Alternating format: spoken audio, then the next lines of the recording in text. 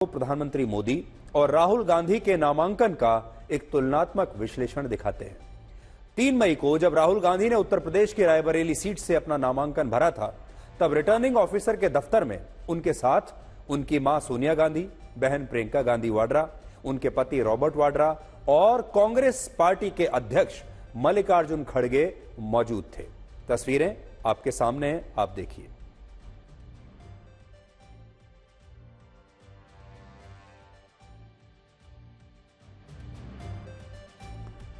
लेकिन आज जब प्रधानमंत्री मोदी ने लगातार तीसरी बार वाराणसी सीट से अपना नामांकन भरा, तो उनके साथ उनका भी परिवार था। इसमें उनके प्रस्तावक थे जिनका नाम भी इससे पहले शायद आपने सुना नहीं होगा, और उत्तर प्रदेश के मुख्यमंत्री योगी आदित्यनाथ उनके पीछे वाली सीट पर बैठे हुए थे, क्योंकि वाराणसी सीट जिस उत्तर प्रदेश राज्य में आती है वो उसी राज्य के मुख्यमंत्री हैं। आज गृह मंत्री अमित शाह, रक्षा मंत्री राजनाथ सिंह, बीजेपी के अध्यक्ष जेपी नड्डा समेत बीजेपी और एनडीए के 25 बड़े नेता पूरे देश से वाराणसी में प्रधानमंत्री मोदी के नामांकन के लिए मौजूद थे।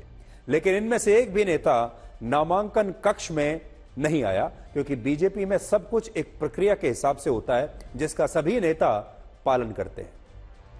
लेकिन कांग्रेस में सब कुछ गांधी परिवार के हिसाब से होता है, और यही वजह है कि जब 3 मई को राहुल गांधी ने रायबरेली से नामांकन भरा, तब उनका परिवार तो उनके साथ दिख रहा था, लेकिन उनके प्रस्तावक उनके साथ नजर नहीं आ रहे थे। जबकि राहुल गांधी ने पार्टी के पूर्व विधायक अजय पाल सिंह को अपना प्रस्तावक बनाया था। लेकिन आज जब प्रधानमंत्री मोदी ने अपना नामांकन भरा, तो उनके साथ उनके प्रस्तावक बैठे हुए थे, और इनमें भी उनके साथ वाली कुर्सी पर बैठे व्यक्ति की आज सबसे ज्यादा चर्चा हो रही है। लोग पूछ रहे हैं कि प्रधानमंत्री मोदी के साथ जो बैठे हैं ये कौन है, तो हम आपको बताते हैं कौन है। इनका नाम है पंडित गणेश्वर शास्त्री, और इन्होंने ही रामलला की प्राण प्रतिष्ठा के कार्यक्रम के लिए 22 जनवरी का शुभ मुहूर्त निकाला था। पंडित गणेश्वर शास्त्री के अलावा बैजनाथ पटेल, लालचंद कुशवाहा और संजय सोनकर भी वाराणसी सीट से प्रधानमंत्री मोदी के प्रस्तावक बने हैं, और ये तीनों बीजेपी के स्थानीय नेता हैं। और इनका कहना है कि अगर ये किसी और पार्टी में होते तो शायद प्रधानमंत्री के साथ इस तरह बैठने का मौका इन्हें मिलता नहीं, और ना ही इन्हें प्रस्तावक बनाया जाता। इनमें भी बैजनाथ पटेल और लालचंद कुशवाहा प्रधानमंत्री मोदी ही की तरह ओबीसी समुदाय से आते हैं, जबकि संजय सोनकर दलित समुदाय से हैं। इससे आप समझ सकते हैं कि प्रधानमंत्री मोदी और राहुल गांधी की राजनीति में कितना फर्क है, और राहुल गांधी के परिवार में कौन है और प्रधानमंत्री मोदी के परिवार में कौन है।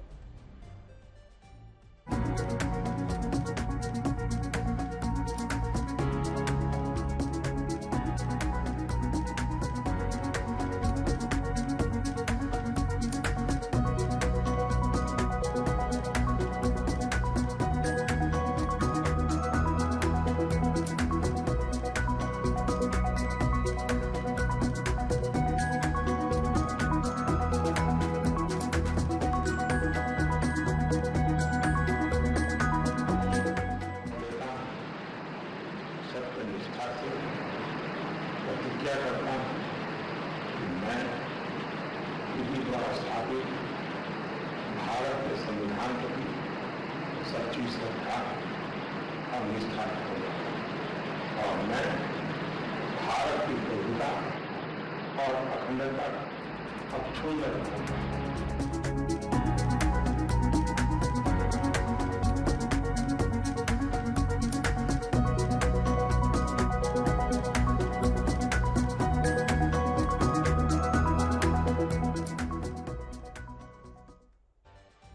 तो इन दो बड़े नेताओं ने जब अपना अपना नामांकन भरा, तो कैसा माहौल था रायबरेली में और क्या हुआ वाराणसी में, इसकी तुलना आप कर सकते हैं, जिससे आपको समझ में आ जाएगा कि मोदी का परिवार कौन सा है और राहुल गांधी का परिवार कौन सा है और कैसा है।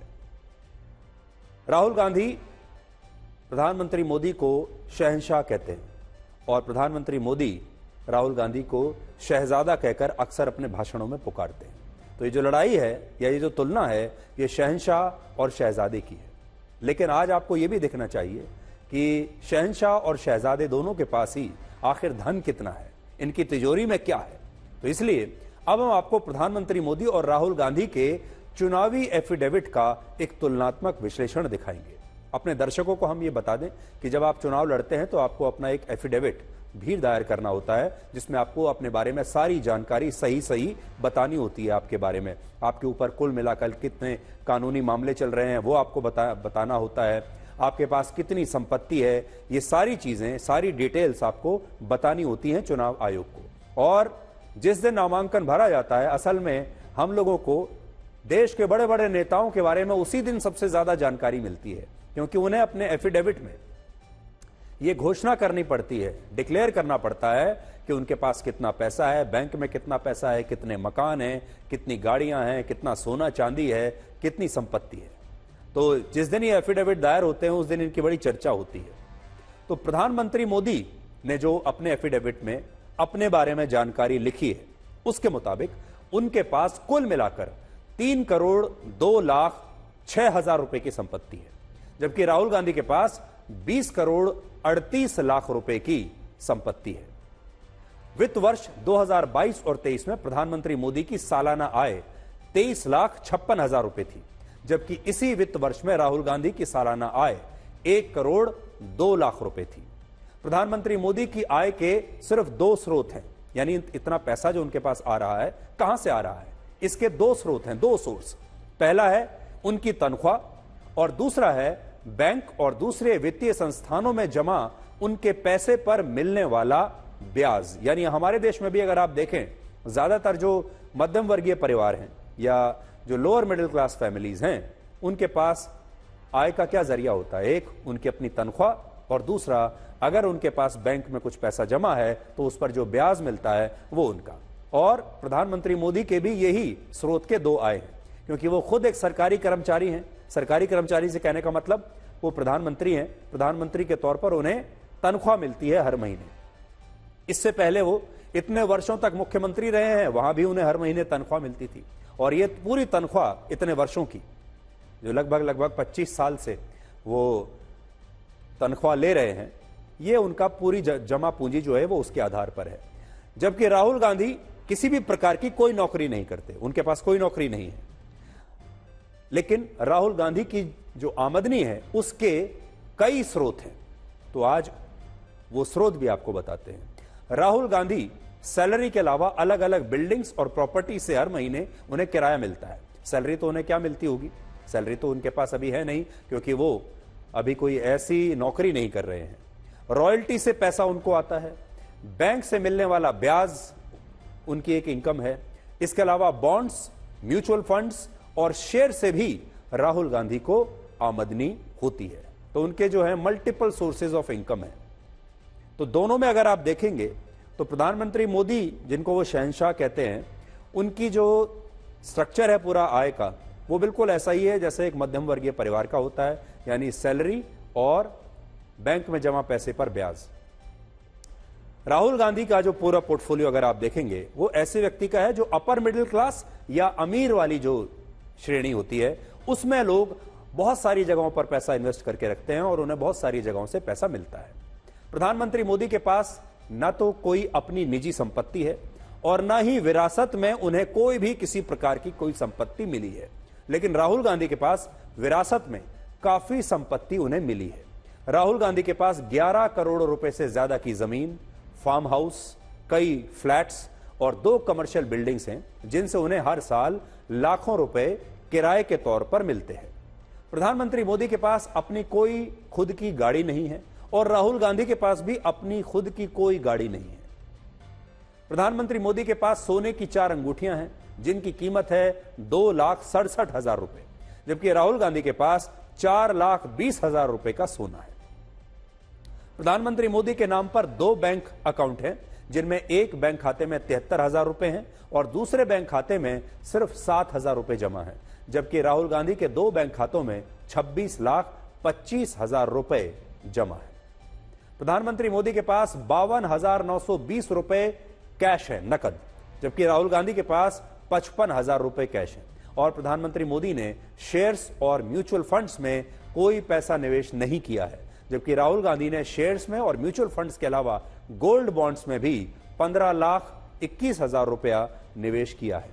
और जहां राहुल गांधी के पास 20 करोड़ रुपए से ज्यादा की संपत्ति है, वहीं प्रधानमंत्री मोदी के पास 3 करोड़ रुपए के आसपास की संपत्ति है, जबकि वो वर्ष 2001 से लेकर 2014 के बीच गुजरात के मुख्यमंत्री रहे और फिर 2014 से अब तक वो भारत के प्रधानमंत्री बने हुए हैं। प्रधानमंत्री मोदी लगातार तीसरी बार वाराणसी सीट से चुनाव लड़ रहे हैं और बड़ी बात यह है कि वो हर बार अपने नामांकन से पहले मां गंगा का आशीर्वाद जरूर लेते हैं। वर्ष 2014 और 2019 की तरह आज भी प्रधानमंत्री मोदी ने अपने नामांकन से पहले काशी के दशाश्वमेध घाट पर गंगा आरती की और इस मौके पर उन्हें एक खास अंग वस्त्र भी पहनाया गया।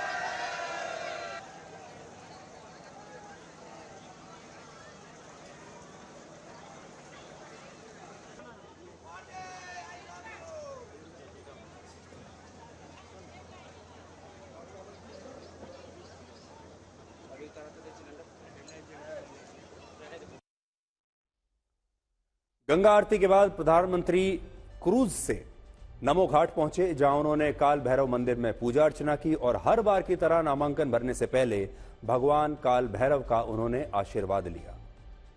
आप में से बहुत सारे लोगों को शायद यह पता नहीं होगा कि भगवान काल भैरव को काशी का कोतवाल कहा जाता है और ऐसी मान्यता है कि काशी में गंगा नदी के तट पर ही भगवान काल भैरव को ब्रह्म हत्या के पाप से मुक्ति मिली थी और इसी के बाद भगवान शिव ने उन्हें काशी का कोतवाल नियुक्त किया था और उन्हें वहीं रहकर तपस्या करने का आदेश दिया और तब से ही यह माना जाता है कि अगर काशी में कोई काम बिना काल भैरव की मंजूरी के हुआ तो वो कार्य निष्फल हो जाता है।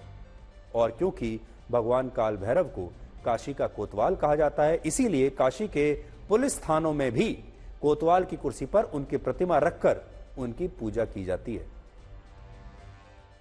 काल भैरव के ठीक बाहर की तस्वीरें। हालांकि राजनीतिक पंडितों का मानना है कि प्रधानमंत्री मोदी आराम से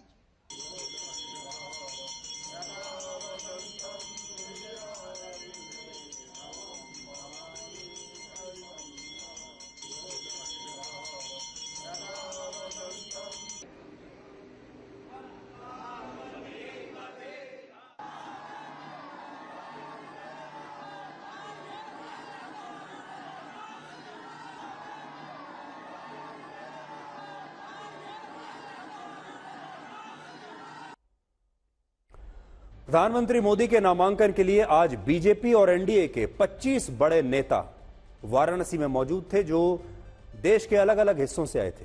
इनमें गृह मंत्री अमित शाह, रक्षा मंत्री राजनाथ सिंह, बीजेपी अध्यक्ष जेपी नड्डा, उत्तर प्रदेश के मुख्यमंत्री योगी आदित्यनाथ, केंद्रीय मंत्री हरदीप सिंह पुरी, महाराष्ट्र के मुख्यमंत्री एकनाथ शिंदे, टीडीपी के राष्ट्रीय अध्यक्ष चंद्रबाबू नायडू और आंध्र प्रदेश में एनडीए के ही सहयोगी और मशहूर एक्टर पवन कल्याण, बिहार में एनडीए के सहयोगी चिराग पासवान, पशुपति पारस, उपेंद्र कुशवाहा और जीतन राम मांझी, और फिर उत्तर प्रदेश से जयंत चौधरी, अनुप्रिया पटेल और ओम प्रकाश राजभर के अलावा मेघालय के मुख्यमंत्री कॉनराड सांगमा प्रधानमंत्री मोदी के नामांकन के लिए खास तौर पर आज वाराणसी पहुंचे थे और उन सबको आप इन तस्वीरों में देख सकते हैं। इन तस्वीरों से यह पता चलता है कि प्रधानमंत्री मोदी सिर्फ बीजेपी के नहीं बल्कि एनडीए के सर्वमान्य नेता हैं और सिर्फ बीजेपी के नेता ही नहीं आ रहे हैं उनके नामांकन में, बल्कि एनडीए के तमाम उनके जो सहयोगी दल हैं, उनके बड़े बड़े नेता और अध्यक्ष भी वहां पर आ रहे हैं। ये एक शानदार विजय की ओर ये कदम एक और है और प्रधानमंत्री जी तो खैर बड़े बाखूबी के साथ जीतने ही वाले हैं, लेकिन पूरे देश में भी तमिलनाडु, कश्मीर से कन्याकुमारी आपको एक ही माहौल दिख रहा है, पूरा देश मोदी में है। ये बहुत सौभाग्य की बात हम लोगों की है कि आज प्रधानमंत्री जी का नामांकन के अवसर पर हम लोग आए हैं और हम लोग एक तरह से भगवान से प्रार्थना करते हैं कि उनकी ये बात की अब की बात 400 पार पूरी हो और निश्चित पूरी होगी।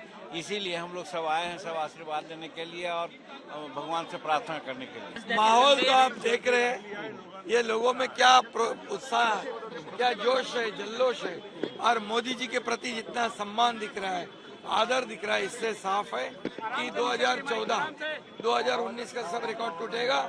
मोदी जी फिर से प्रधानमंत्री बनेंगे, 400 पार का नारा है वो भी पूरा हो जाएगा। लोकप्रिय प्रधानमंत्री श्री नरेंद्र मोदी जी के नामांकन पत्र के दाखिला के अवसर पर उनको अपनी शुभकामनाएं देने आए हैं और तीसरी बार बनारस की, काशी की जनता प्रधानमंत्री नरेंद्र मोदी जी को रिकॉर्ड मतों से विजय श्री का तिलक लगाने जा रही है और तीसरी बार उनकी हैट्रिक लगने जा रही है। हम लोग की ताकत ही हम लोग की एकजुटता है और आज प्रधानमंत्री जी के समर्थन में पूरा एनडीए एक साथ उनके नामांकन में शरीक हुआ है और यही एकजुटता ही हम लोगों के लक्ष्य तक हम लोग को लेकर जाएगी और उम्मीद ही नहीं, पूरा विश्वास है कि जो 400 पार का प्रधानमंत्री जी के द्वारा दिया गया हम लोग का लक्ष्य सरलता से पार करेंगे। ये बताइए कि आज नामांकन जारी कर दिया प्रधानमंत्री ने, किस तरह से देखते हैं इस मौके? बहुत अच्छा, बहुत अच्छा, बहुत अच्छा।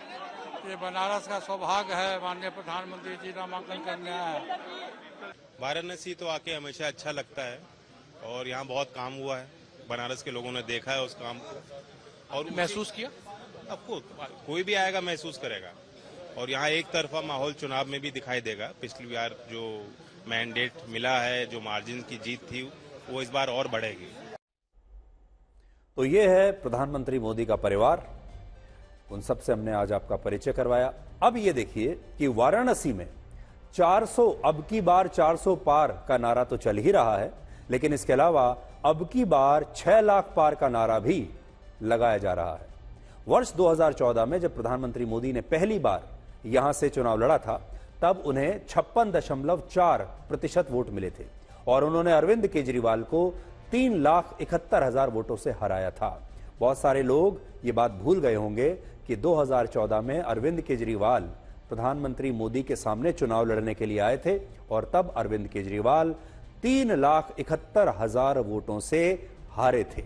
वही अरविंद केजरीवाल जो आजकल कह रहे हैं कि अगली सरकार इंडिया गठबंधन की बनने वाली है। उन्होंने अपनी 10 गारंटी भी दे दी हैं और तब भी वो यही बात कहते थे, आप याद करके देखिए 2014 में, कि मैं नरेंद्र मोदी को हराने वाला हूं।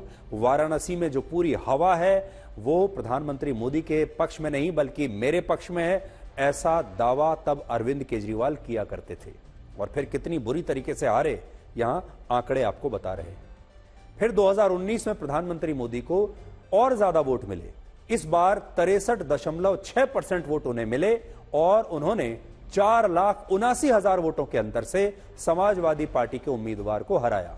और इस बार बीजेपी के स्थानीय नेताओं ने अपना एक लक्ष्य रखा है कि मोदी जी को इस बार 6 लाख वोट के अंतर से जिताएंगे और कहा है कि प्रधानमंत्री मोदी इस बार अभूतपूर्व सबसे ज्यादा अंतर से इस सीट पर अपना चुनाव जीतेंगे। और आज प्रधानमंत्री मोदी ने भी अपने नामांकन के बाद एक कार्यक्रम में बीजेपी के कार्यकर्ताओं को थैंक यू कहा और कहा कि उन्होंने मोदी के लिए बहुत कुछ किया है। लेकिन खास बात हमारे दर्शकों को जो ध्यान रखने वाली है वो ये है कि आज हमने आपको प्रधानमंत्री मोदी का एफिडेविट भी दिखाया, उनकी संपत्ति दिखाई और राहुल गांधी की संपत्ति दिखाई और आपको ये भी बताया कि प्रधानमंत्री मोदी पहले मुख्यमंत्री रहे गुजरात के, उसके बाद प्रधानमंत्री रहे, उनकी सैलरी जो आ रही थी। और साथ ही जब आप कंपेयर करेंगे तो आपको ये भी नहीं भूलना चाहिए कि राहुल गांधी भी 2004 से सांसद हैं लोकसभा के और राहुल गांधी को भी एक सांसद के तौर पर हर महीने एक सैलरी मिलती है। तो ये भी उनके एफिडेविट में जो है जोड़ना चाहिए, जो कि उन्होंने जोड़ा भी है। पूरे एक दिन की खामोशी के बाद, चुप्पी के बाद आम आदमी पार्टी ने आज इस बात को स्वीकार कर लिया कि 13 मई को मुख्यमंत्री अरविंद केजरीवाल के घर पर उनके पीए विभव कुमार ने उन्हीं की पार्टी की राज्यसभा सांसद स्वाति मालीवाल के साथ अभद्रता की थी और मारपीट की थी। और इस घटना के बारे में मुख्यमंत्री अरविंद केजरीवाल को पूरी जानकारी है और यह बात और किसी ने नहीं बल्कि खुद पार्टी के एक बड़े नेता और राज्यसभा सांसद संजय सिंह ने कही है। एक बहुत ही निंदनीय घटना घटित हुई जिसके बारे में आप सबको बताना चाहता हूं।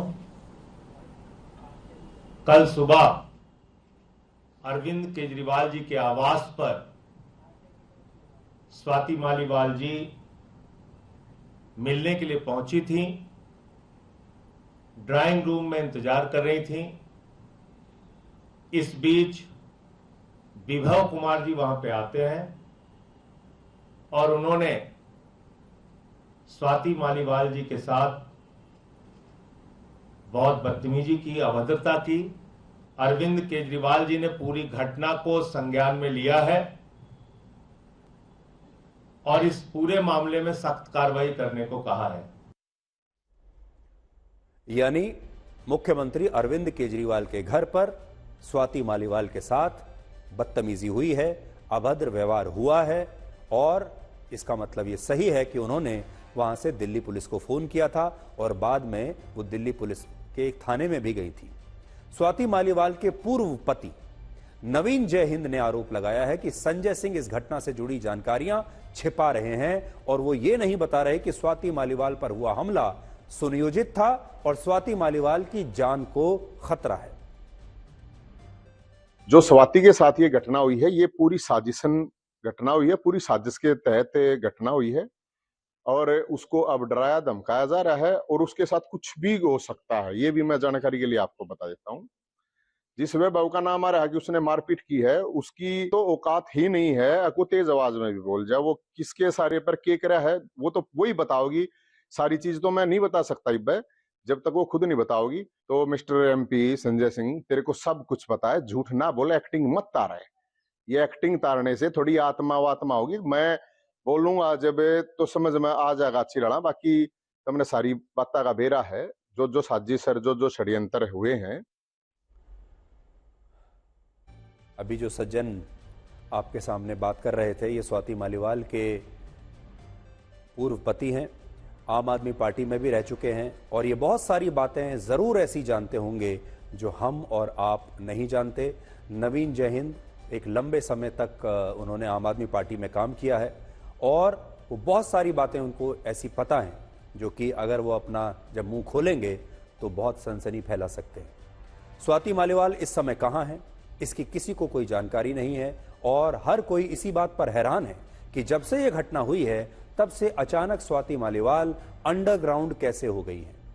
स्वाति मालीवाल बाहर क्यों नहीं आ रही हैं, किसी का फोन क्यों नहीं ले रही हैं, जबकि वो एक ऐसी महिला मानी जाती हैं जो कि किसी से डरती नहीं है। दिल्ली पुलिस के मुताबिक स्वाति मालीवाल को आखिरी बार तब देखा गया था जब वो कल एक ऑटो रिक्शा से दिल्ली के सिविल लाइंस थाने पहुंची थी शिकायत करने के लिए। पुलिस के मुताबिक 13 मई को कंट्रोल रूम में सुबह 9:31 पर मुख्यमंत्री अरविंद केजरीवाल के घर से एक फोन आया जिसे 9:34 पर नॉर्थ दिल्ली पुलिस के कंट्रोल रूम को ट्रांसफर किया गया और यह कॉल स्वाति मालीवाल ने किया था, जिसमें उन्होंने कहा कि मैं अभी सीएम के घर पर हूं और उन्होंने अपने पीए विभव कुमार से मुझे बुरी तरह पिटवाया है। इसके बाद दिल्ली पुलिस की 3 गाड़ियां मुख्यमंत्री अरविंद केजरीवाल के घर पहुंची, लेकिन नियमों की वजह से दिल्ली पुलिस मुख्यमंत्री आवास के अंदर प्रवेश नहीं कर सकती, इसलिए पुलिस की गाड़ियों को वहां से वापस लौटना पड़ा। अब बड़ी बात यह है कि अगर ऐसा हुआ तो दिल्ली पुलिस की गाड़ियों को मुख्यमंत्री अरविंद केजरीवाल को खुद ही इजाजत देकर प्रवेश करने के लिए उन्हें कहना चाहिए था कि यहां एक घटना हुई है, आप आइए और तहकीकात कीजिए। उन्होंने ऐसा क्यों नहीं किया? दिल्ली पुलिस की गाड़ियां सामने से आकर चली गई इंतजार करके, उन्हें अंदर क्यों नहीं बुलाया गया? उन्हें प्रवेश करने की अनुमति क्यों नहीं दी गई? ऐसा अंदर उस गेट के पीछे क्या हो रहा था कि दिल्ली पुलिस को वहां प्रवेश की अनुमति नहीं मिली? इसका मतलब कुछ छुपाया जा रहा है। इस सब के बीच स्वाति मालीवाल खुद ऑटो रिक्शा से दिल्ली के सिविल लाइंस थाने पहुंच गई, जहां वो पुलिस स्टेशन में ही रोने लगी और उन्होंने पुलिस को इसके बाद ज्यादा कुछ नहीं बताया। और ऐसा कहा जा रहा है कि इसी दौरान स्वाति मालीवाल के पास किसी का फोन आया और इसके बाद ये वो कहने लगी कि अभी वो ठीक स्थिति में नहीं है, वो अभी जा रही हैं और बाद में वो वापस पुलिस स्टेशन आकर अपनी रिपोर्ट दर्ज कराएंगी। और ये कहते हुए वो एक दूसरे ऑटो में बैठकर चली गई और तब से उनके बारे में किसी को कोई खबर नहीं है। ना तो वो दोबारा थाने में आई, ना उन्होंने पुलिस से संपर्क किया और ना ही किसी का फोन उठा रही है। देखिए, और भी हैरानी की बात, स्वाति मालीवाल कोई छोटी मोटी महिला नहीं है, वो मेंबर ऑफ पार्लियामेंट है, सांसद हैं राज्यसभा से और 9 वर्षों तक दिल्ली महिला आयोग की अध्यक्षा रही है। लेकिन इसके बावजूद वो अब तक इस मामले पर चुप है। उन्होंने पुलिस में एफआईआर दर्ज नहीं कराई, जो बड़ी अजीब सी बात है। और किसी को यह समझ में नहीं आ रहा कि जो स्वाति मालीवाल महिलाओं पर होने वाले अत्याचारों को लेकर सबसे ज्यादा ऊंची आवाज उठाती थी, महिलाओं को इंसाफ दिलाने के लिए धरने पर बैठ जाया करती थी, वो अपने खुद के मामले में चुप क्यों बैठी हैं और ये सब कुछ क्यों सहती जा रही हैं? कितनी बड़ी बात है ये। कुछ मीडिया रिपोर्ट्स में दावा किया गया है कि जब केजरीवाल के घर पर स्वाति मालीवाल के साथ उनके पीए ने मारपीट की, तब स्वाति मालीवाल को राज्यसभा सांसद के पद से इस्तीफा देने के लिए भी कहा गया। और यह भी आरोप है कि जब 21 मार्च को केजरीवाल गिरफ्तार हुए थे, उस समय स्वाति मालीवाल अमेरिका चली गई थी और तब से ही आम आदमी पार्टी में उनके खिलाफ काफी नाराजगी थी। और इसी के बाद जब स्वाति मालीवाल 13 मई को अरविंद केजरीवाल से मिलने के लिए सुबह सुबह उनके घर आई और हॉल में बैठकर उनका इंतजार कर रही थी, तब केजरीवाल के पीए विभव कुमार ने उनके साथ मारपीट की। और यह भी सवाल उठ रहा है कि क्या इस घटना के दौरान केजरीवाल मौजूद थे? क्या यह सब उनके सामने हो रहा था या उनके परिवार के सामने हो रहा था? और अगर वो वहां मौजूद थे तो उन्होंने अभी तक अपने पीए को लेकर कोई कार्रवाई क्यों नहीं की, उन पर कोई एक्शन क्यों नहीं लिया? अब ये देखिए, आप भी ये सोचते होंगे कि अरविंद केजरीवाल का ऐसा कौन पीए है जो इतनी हिम्मत कर सकता है कि वो स्वाति मालीवाल, जो कि उससे कहीं ज्यादा सीनियर है, जो कि राज्यसभा की सांसद है और आम आदमी पार्टी की बड़ी नेता है, ऐसा कौन सा पीए है जो इतनी हिम्मत करे कि स्वाति मालीवाल पर हाथ उठा दे? ये कैसा पीए है? तो केजरीवाल के पीए का नाम है विभव कुमार और विभव कुमार केजरीवाल के सबसे पुराने सहयोगियों में से एक हैं और अन्ना आंदोलन के समय भी वो उनके साथ थे और वो एक जमाने में एक वीडियो एडिटर हुआ करते थे। लेकिन केजरीवाल ने उन्हें अपना पीए बना लिया और शराब घोटाले में ईडी विभव कुमार से भी पूछताछ कर चुकी है। यहां यह भी आपको पता होना चाहिए कि जब ईडी ने केजरीवाल को गिरफ्तार किया था तब उन्हें जेल भेज दिया था, उस समय केजरीवाल से जो 6 लोग जेल में मिल सकते थे, उनमें उन 6 लोगों में एक नाम था विभव कुमार। यानी ये अरविंद केजरीवाल के बहुत ही खास दोस्त हैं, इनके साथ खास रिश्ता है और ये केजरीवाल के खास आदमी हैं, इतना तो आप समझ ही सकते हैं। आज आपको यह भी पता होना चाहिए कि 19 फरवरी 2018 को मुख्यमंत्री अरविंद केजरीवाल के घर एक बैठक के दौरान दिल्ली के मुख्य सचिव रहे अंशु प्रकाश से भी मारपीट की गई थी और इस मामले में कोर्ट ने आम आदमी पार्टी के 2 विधायकों अमानतुल्ला खान और प्रकाश जरवाल को दोषी ठहराया था, जिससे यह पता चलता है कि मुख्यमंत्री आवास में ऐसा नहीं कि पहली बार ऐसी घटना हुई है, इससे पहले भी मारपीट की घटनाएं होती रही हैं और इतने बड़े आईएएस अधिकारी, सीनियर आईएएस अधिकारी ने भी आरोप लगाया कि उनकी भी पिटाई हुई थी। सुबह 9:34 बजे के आसपास एक पीसीआर कॉल आई थी जिसमें लेडी कॉलर ने कहा था कि उनके साथ सीएम हाउस के अंदर मारपिटाई हुई है।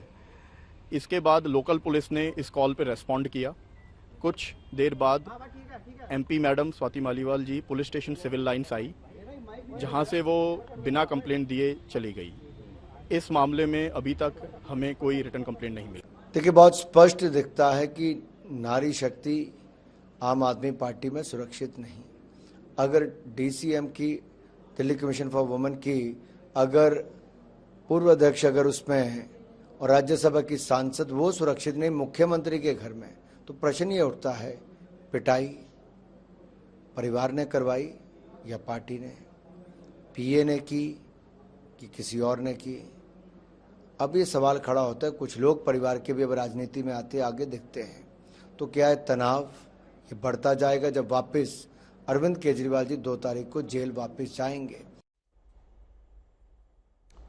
अब सबसे बड़ा जो सवाल है वो ये है कि स्वाति मालीवाल इस समय कहां हैं?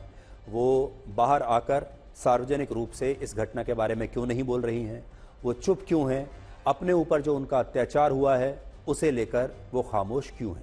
एक और बड़ी बात यह है कि जब अरविंद केजरीवाल गिरफ्तार हुए थे तब आम आदमी पार्टी के बहुत सारे जो नेता थे, सब तमाम बड़े बड़े नेता, उन्होंने बहुत विरोध प्रदर्शन किए, अपने डिस्प्ले पिक्चर्स बदल लिए, बहुत बयानबाजी की, लेकिन स्वाति मालीवाल उस दौरान कहीं दिखाई नहीं दे रही थी। और तब भी लोगों ने ये कहा था कि स्वाति मालीवाल आजकल इन विरोध प्रदर्शनों में कहीं नजर नहीं आ रही और वो ऐसे टाइम में इस पूरे सीन से गायब हुई हैं जब उन पर बहुत अब शक होता है। तो अब बड़ी बात यह है कि वो कहां है। और दूसरी बात यह है कि केजरीवाल के पीए ने जो स्वाति मालीवाल के ऊपर हाथ उठाया, क्या उन्होंने स्वेच्छा से अपनी मर्जी से उठाया था? क्या उनका कोई खुद का विवाद हुआ था, या किसी को बचाने के लिए किया, या किसी के कहने पर, आदेश पर उन्होंने स्वाति मालीवाल का ये अपमान वहां पर किया है? लेकिन क्योंकि दिल्ली पुलिस के पास ये शिकायत अब आ चुकी है तो दिल्ली पुलिस चाहे तो इसका संज्ञान लेकर खुद भी इन्वेस्टिगेशन कर सकती है। आपको एक वीडियो दिखाना चाहते हैं जिसमें कुछ युवा अपनी गाड़ी की छत पर बैठकर खुलेआम शराब पी रहे हैं और इस वीडियो को देखकर आपको हमें यह बताना है कि यह वीडियो कहां का है। देखिए जरा वीडियो। जो भी गलती हुई है आगे से ऐसी गलती नहीं होगी कभी भी नहीं। और उत्तराखंड प्रशासन से माफी मांगते हैं।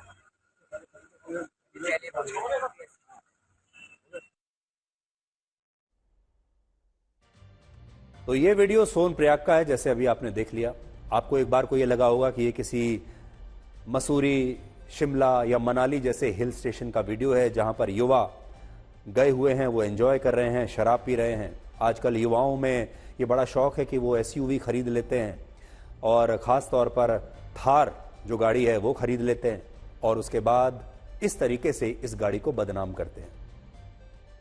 ये वीडियो उत्तराखंड के सोनप्रयाग का है, जैसा आपने देख लिया, जहां से तीर्थयात्री केदारनाथ धाम की यात्रा पर जाते हैं और खुलेआम शराब के जाम छलकाने वाले ये लड़के भी अपने घर से केदारनाथ धाम की यात्रा करने के लिए ही निकले थे। अपने परिवार को तो ये कहकर ही निकले हैं कि हम तीर्थ यात्रा पर जा रहे हैं, हम केदारनाथ धाम जा रहे हैं, अपनी थार गाड़ी में शराब की बोतलें लेकर अपने दोस्तों के साथ। ये तीर्थ यात्रा कर रहे हैं या पार्टी कर रहे हैं, क्या कर रहे हैं, ये आपकी स्क्रीन पर है। पुलिस का कहना है कि इस मामले में उसने कुल 4 लड़कों को हिरासत में लिया था और इन पर 4,000 रुपए का जुर्माना लगाया गया है। अब देखिए, जो कानून है वो तो यही है कि सिर्फ 4,000 रुपए का जुर्माना लगाकर ये लड़के छूट गए। 4,000 रुपए इन लड़कों के लिए कोई बड़ी बात नहीं है। जो लड़के थार गाड़ी लेकर यहां तक पहुंचे हैं, शराब की बोतलें लेकर पहुंचे हैं, उनके लिए 4,000 रुपए देना क्या बड़ी बात है। पुलिस ने यह कहकर इन लड़कों को सोनप्रयाग से वापस भेज दिया है कि अगर ये लड़के शराब पीना चाहते हैं और अपने दोस्तों के साथ ऐसी पार्टी करना चाहते हैं तो इन्हें केदारनाथ धाम की यात्रा नहीं करनी चाहिए। और यहां बात सिर्फ इन लड़कों की नहीं है। पुलिस ने एक काम बड़ा अच्छा किया, वो जुर्माने को तो 4,000 से ऊपर नहीं बढ़ा सकते थे, लेकिन उन्होंने एक वीडियो बनवाकर सार्वजनिक रूप से सोशल मीडिया पर इन लड़कों से माफी मंगवाई है। अब ये लड़के जो पहले ये रील्स बना रहे थे और ये वीडियो बना रहे थे, अब सारा भारत इन्हें माफी मांगते हुए देखेगा। और उनकी पहली वाली रील तो पता नहीं वायरल हुई या नहीं, लेकिन माफी वाली रील जरूर वायरल होनी चाहिए। और हम भी आपसे ये कहेंगे कि इस रील को आप वायरल कीजिए, हर घर तक पहुंचाइए। यही इन लड़कों की सबसे बड़ी सजा हो सकती है, क्योंकि 4,000 रुपए के जुर्माने में तो कोई किसी को फर्क नहीं पड़ने वाला। अकेले सोनप्रयाग में पुलिस ने 25 अलग अलग मामलों में लोगों पर शराब पीकर गाड़ी चलाने और सार्वजनिक स्थानों पर 4 धाम यात्रा के दौरान इस तरह की पार्टी करने के लिए जुर्माना लगाया है। इससे पता चलता है कि जिस 4 धाम यात्रा को हिंदू धर्म में सबसे पवित्र तीर्थ यात्रा माना गया है, उस तीर्थ यात्रा पर अब इस तरह के युवा शराब पीने के लिए, छुट्टियां मनाने के लिए, पार्टी करने के लिए और रील्स बनाने के लिए आ रहे हैं। और स्थिति यह हो गई है कि इस बार 4 धाम यात्रा के पहले 3 दिनों में ही सारे रिकॉर्ड टूट गए हैं भीड़ के मामले में। 10 मई से 12 मई के बीच करीब 1.5 लाख तीर्थयात्री उत्तराखंड के 4 धामों पर पहुंचे हैं और तीर्थयात्रियों की यह संख्या पिछले साल के मुकाबले 61% तक बढ़ गई है। पिछली बार लगभग 95,000 तीर्थयात्रियों ने पहले 3 दिनों में यह यात्रा की थी और इस बार यह आंकड़ा पहले 3 दिनों में ही 1.5 लाख पहुंच गया है और इनमें भी केदारनाथ धाम पहुंचने वाले श्रद्धालुओं की संख्या सबसे ज्यादा बढ़ी है। पिछली बार 44,892 श्रद्धालुओं ने पहले 3 दिनों में केदारनाथ धाम के दर्शन किए थे। इस बार पहले 3 दिनों में 75,000 श्रद्धालु यहां पहुंच चुके हैं, जबकि गंगोत्री धाम पहुंचने वाले श्रद्धालुओं की संख्या 61%, यमुनोत्री पहुंचने वाले श्रद्धालुओं की संख्या 59% और बद्रीनाथ धाम जाने वालों की संख्या 47% बढ़ गई है। अनुमान है कि पिछले साल 56 लाख लोगों ने चार धाम की यात्रा की, लेकिन इस बार 80 लाख लोग चार धाम की यात्रा कर सकते हैं और इस साल नवंबर महीने तक 80 लाख श्रद्धालु यहां पर पहुंच जाएंगे, जबकि ये चारों धाम इन लाखों लोगों की भीड़ के लिए तैयार ही नहीं है। ना 80 लाख लोगों को झेलने के लिए ना तो यहां पर इंफ्रास्ट्रक्चर है, ना उन पहाड़ों में ऐसी ताकत है, ना ही वहां पर ऐसी सरकार कोई व्यवस्था बना पाई है कि वो 80 लाख लोगों की भीड़ को झेल ले। फिर भी भीड़ लगातार बढ़ती चली जा रही है। आगे बढ़ने से पहले एक बात मैं स्पष्ट करना चाहता हूं, हम यहां ये बिल्कुल कहने की कोशिश नहीं कर रहे कि सारे जो श्रद्धालु हैं वो सिर्फ छुट्टियां मनाने के लिए या वीडियो बनाने के लिए या पार्टी करने के लिए ही वहां पहुंच रहे हैं। ज्यादातर श्रद्धालु आज भी भक्ति भाव से ही वहां पहुंच रहे हैं, लेकिन उनमें से कुछ लोग ऐसे हैं जो सबको बदनाम कर देते हैं, कुछ लोग ऐसे हैं जो इस यात्रा का दुरुपयोग कर रहे हैं, कुछ लोग ऐसे हैं जो इस यात्रा को बदनाम कर रहे हैं। अब आप ये तस्वीरें देखिए जो उत्तरकाशी की है, जहां यमुनोत्री धाम की यात्रा करने के लिए हजारों लोग पहुंच गए और स्थिति यह हो गई कि जिस पहाड़ी रास्ते से ये लोग चढ़ाई करके यमुनोत्री धाम तक पहुंचते हैं उस पर भीड़ की वजह से पैर रखने की जगह नहीं है, 1 इंच जगह नहीं है और ऐसे में कोई भी दुर्घटना किसी भी समय पर हो सकती है। और जो मुख्य सड़क मार्ग है वहां कई किलोमीटर लंबे जैम लग गए हैं और केदारनाथ धाम और सोनप्रयाग में भी इसी तरह के हालात बने हुए हैं। कई घंटे तक लोग ऐसे ही जैम में फंसे हुए हैं और बहुत सारे लोगों को तो अपनी रात भी ऐसे ही सड़कों पर बितानी पड़ी। 7 घंटे, 8 घंटे, 10 घंटे लोग गाड़ी में, बस में बैठे हुए हैं और ये जो बसें हैं, गाड़ियां हैं, 1 इंच आगे नहीं बढ़ पा रही हैं। सोचिए हमारे 4 धामों की यह स्थिति तब है जब अभी इस यात्रा को शुरू हुए 1 हफ्ता भी नहीं हुआ। इसके बावजूद उत्तराखंड में 4 धाम यात्रा करने के लिए अभी हर रोज हजारों लोग आ रहे हैं और उत्तराखंड में जिन स्थानों पर इस 4 धाम यात्रा के लिए ऑफलाइन पंजीकरण होता है वहां भी लंबी कतारें इस समय लगी हुई हैं। अब तक 26 लाख लोग 4 धाम की यात्रा के लिए रजिस्ट्रेशन करा चुके हैं, 26 लाख, और सिर्फ आज के दिन लगभग 68,000 लोगों ने अपना रजिस्ट्रेशन कराया है। इसलिए आज यहां आपके मन में यह सवाल जरूर होगा, क्या लोग पहले से ज्यादा धार्मिक हो गए हैं जिसकी वजह से 4 धाम यात्रा करने वाले लोगों की संख्या हर साल बढ़ती ही जा रही है? इसके पीछे धार्मिक कारण है? क्या हमारे जो युवा हैं वो बहुत ज्यादा धार्मिक हो गए हैं? क्या हमारे युवा बहुत ज्यादा पूजा पाठी हो गए हैं, बहुत ज्यादा संस्कारी हो गए हैं? और अगर ऐसा नहीं है तो फिर ये इतनी बड़ी संख्या में भीड़ आ कैसे रही है? तो हमने जो आंकड़े निकाले उसके मुताबिक इसके पीछे मुख्य रूप से 3 वजह है। पहली वजह यह है कि अब 4 धामों पर सुविधाएं पहले से कहीं ज्यादा बढ़ गई हैं, जिसकी वजह से यहां आने वाले श्रद्धालुओं की संख्या तेजी से बढ़ी है।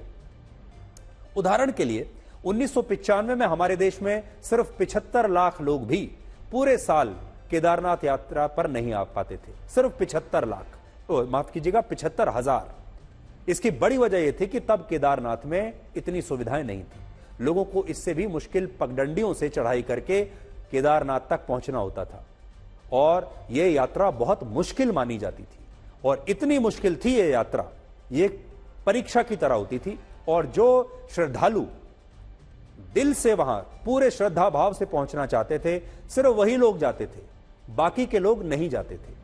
और जैसे जैसे सुविधाएं बढ़ती चली गई, हेलीकॉप्टर्स आ गए, सड़कें बन गई, वहां पर और दूसरी सुविधाएं आ गई, अब आप वहां पर रात को रुक भी सकते हैं, वैसे वैसे केदारनाथ मंदिर जाने वालों की संख्या लगातार बढ़ती चली गई।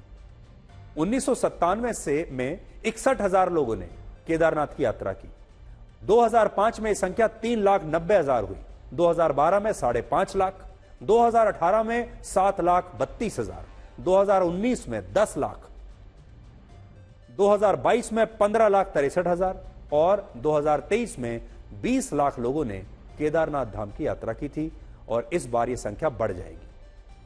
मुख्य कारण यही है कि अब केदारनाथ धाम पहुंचने का पैदल मार्ग बहुत व्यवस्थित हो चुका है। दूसरा, जो लोग घोड़े और खच्चर से या हेलीकॉप्टर से जाना चाहते हैं उनके लिए भी पूरी व्यवस्था है, जिसकी वजह से केदारनाथ और बाकी तीर्थ स्थानों पर आने वाले लोगों की भीड़ बढ़ रही है। इसका दूसरा कारण एक और भी हो सकता है। अब बहुत सारे युवा पूजा और भक्ति के उद्देश्य से नहीं बल्कि रील बनाने के उद्देश्य से यहां आते हैं। पिछले 72 घंटों में अकेले इंस्टाग्राम पर केदारनाथ, यमुनोत्री, गंगोत्री और बद्रीनाथ के हजारों वीडियोस अपलोड हो चुके हैं और लोग इन तीर्थ स्थलों से रील्स बना बनाकर फेसबुक और इंस्टाग्राम पर लगातार अपलोड कर रहे हैं। यूट्यूब पर व्लॉग बनाकर अपलोड कर रहे हैं। बहुत बड़ी संख्या में यूट्यूबर्स यहां पहुंच रहे हैं, बहुत बड़ी संख्या में व्लॉगर्स यहां पर पहुंच रहे हैं, आर्टिस्ट पहुंच रहे हैं और वो बता रहे हैं कि वो केदारनाथ में कहां हैं, क्या कर रहे हैं, मंदिर के कपाट कब खुलने वाले हैं, मौसम कैसा है, तमाम तरह के अपडेट्स वो यहां पर दे रहे हैं और तमाम तरह की रील्स बना रहे हैं और फिर सबसे ये भी कहते हैं कि मुझे फॉलो कीजिए। कड़वा सच है कि आज बहुत सारे युवा गोवा की तरह अपने दोस्तों के साथ केदारनाथ जाने का प्लान बनाने लगे हैं और इन यात्राओं का मकसद केदारनाथ मंदिर में पूजा अर्चना कम, सोशल मीडिया पर मंदिर के बारे में पोस्ट करना ज्यादा है और इस बात को आप इन वीडियो से आज समझ सकते हैं। विशेषज्ञों का यह मानना है कि उत्तराखंड के 4 धाम में अभी 80 लाख लोगों के लिए दर्शन के लिए यह जगह तैयार ही नहीं है और इसलिए सरकार को इस विषय पर बहुत गंभीरता से सोचना होगा। उत्तराखंड में इस साल 44% का जो श्रद्धालुओं का जो नंबर है वो बड़ा है 2023 की तुलना में और ये 44% भी इवन नहीं है। इसका फर्दर ब्रेकअप ये है कि केदारनाथ जी में असल में पहले 2 दिनों में पिछले साल की तुलना में 62% ज्यादा श्रद्धालु आए हैं। उसके बाद यमुनोत्री जी में 40% ज्यादा आए हैं और गंगोत्री में एक 17% का ड्रॉप देखने को मिला है। लेकिन जो बड़ी तस्वीर है, बिग पिक्चर जो है वो 44% का इंक्रीज पहले 2 दिनों में गंगोत्री, यमुनोत्री और केदारनाथ जी में देखने को मिला है। अब अगर 80 लाख श्रद्धालु उत्तराखंड राज्य में 2024 की यात्रा में आने वाले हैं, जिसकी शुरुआत अभी 3-4 दिन पहले हुई है, तो अब इस 80 लाख की कैसी तैयारी होनी चाहिए, ये बड़ा महत्वपूर्ण है। तो अगर एक बेहतर एक्सपीरियंस अपने पिलग्रिम्स को देना चाहते हैं, उत्तराखंड की एक अच्छी इमेज को कैरी करना चाहते हैं, तो please look at data, please do your comparisons, please prepare for worst case scenarios और उसी के आधार पे जो है आप अपनी पूरी तैयारी, अपनी पूरी व्यवस्था आगे करें। दुनिया के कई देशों ने से घूमने आए लोगों की संख्या को सीमित करने के लिए बहुत सारे जो देश हैं वो उपाय करते हैं। जैसे हमारे देश में टूरिज्म को बहुत बढ़ावा दिया जाता है, बहुत एनकरेज किया जाता है। उत्तराखंड भी उन राज्यों में है, गोवा भी है, उत्तराखंड भी है और जहां जहां लोग जाते हैं घूमने के लिए, ये तमाम राज्य और सरकारें ऐसे लोगों को प्रोत्साहित करती हैं कि आप ज्यादा से ज्यादा आइए ताकि हम ज्यादा से ज्यादा पैसा कमा सकें। उन राज्यों की जो इकोनॉमी है उसको फायदा होता है, लोगों को फायदा होता है। लेकिन जब लोग बड़ी संख्या में आने लगते हैं तो आपने देखा होगा उत्तराखंड में कैसे पहाड़ एक एक कर अब गिर रहे हैं, कैसे जो आपने देखा होगा मौसम में बदलाव आ रहे हैं, क्लाइमेट चेंज आ रहा है। ये इस वजह से है क्योंकि वहां का जो इंफ्रास्ट्रक्चर है वो इतने लोगों को झेल नहीं सकता। उदाहरण के लिए स्पेन के बार्सिलोना अगर आप जाएंगे तो वहां एक रात रुकने पर लगभग 300 रुपए का एक अलग से टूरिस्ट टैक्स देना होता है। इंडोनेशिया में बाली जाएंगे तो एयरपोर्ट पर ही 800 रुपए का टैक्स अलग से देना होगा। पुर्तगाल में कई शहरों में टूरिस्ट टैक्स लगता है और हर दिन 90 से 180 रुपए का टैक्स देना होता है, लेकिन 16 साल से छोटे बच्चों का टैक्स नहीं लगता, तो छोटे बच्चों को तो वहां छोड़ देते हैं। इटली के वेनिस में भी टैक्स लगाने की तैयारी इस समय चल रही है और जुलाई में इसका ट्रायल होगा। जो लोग घूमने आएंगे उनसे हर दिन 450 रुपए टैक्स के तौर पर लिए जाएंगे। ये सब इसलिए होता है ताकि बड़ी संख्या में जो पर्यटक आते हैं वो इन शहरों को वहां पर बहुत क्लाइमेट के हिसाब से और इकोलॉजी के हिसाब से काफी नुकसान करते हैं और उसकी भरपाई हो सके इसलिए इनसे अलग टैक्स लिया जाता है। हम श्रद्धालुओं के खिलाफ नहीं हैं, हम श्रद्धा पर शक नहीं कर रहे, हम सिर्फ ये कह रहे हैं कि ये जो हमारे तीर्थ स्थल हैं ये अभी ऐसे नहीं हैं कि ये एक साथ एक सीजन में 80-80 लाख लोगों के ट्रैफिक को झेल सके। और धीरे धीरे जो श्रद्धालु हैं उन्हें ही आगे चलकर तकलीफ होने लगेगी, उन्हें ही आपत्ति होने लगेगी और उनका जो पूरा एक अनुभव है वो धीरे धीरे खराब होने लगेगा। अभी भी अगर आप देखेंगे बहुत सारे लोग ये आकर कहने लगे हैं कि अब जो हमें अनुभव होता है वहां उसमें वो बात नहीं रही। अब ये सब जगहें जो हैं वो बहुत कमर्शियलाइज हो गई हैं, सब चीज पैसे से हो रहा है। बहुत सारे लोग शिकायत करते हैं कि केदारनाथ में आज एक कमरा उतने में ही मिल रहा है जितना दिल्ली या मुंबई में 5 स्टार होटल में मिलता है, 10-10 हजार में। वो सिर्फ इसलिए क्योंकि इतनी बड़ी संख्या में लोग पहुंच रहे हैं। सरकार को इस पर सीलिंग लगानी चाहिए, सरकार को कम लोगों को वहां पर रजिस्ट्रेशन देना चाहिए और सुविधाओं को बेहतर करना चाहिए और व्यवस्थित करना चाहिए। दुनिया में 2 तरह के लोग होते हैं जो आपके जीवन को नई दिशा देते हैं। एक वो जो मौका देते हैं और दूसरे वो जो धोखा देते हैं।